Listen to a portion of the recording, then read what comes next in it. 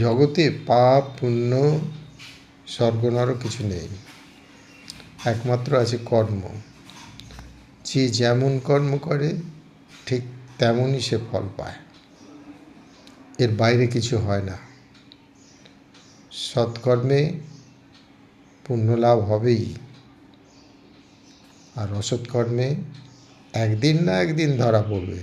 চারদিকে অভিজ্ঞতা মিলিয়ে নিন, দেখবেন আপাতভাবে এই যারা অন্যায় করে সুখে থাকে শেষ পর্যন্ত কিন্তু তারা সুখে থাকতে পারে না।